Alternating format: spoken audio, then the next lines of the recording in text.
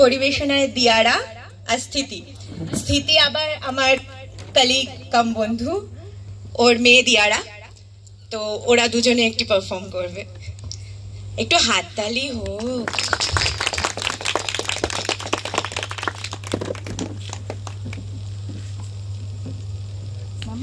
এই উঠবি না কেউ আর, বস থাক।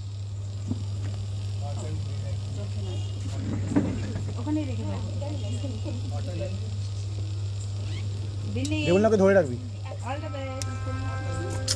আরে এবারই কেন ফোন করিস?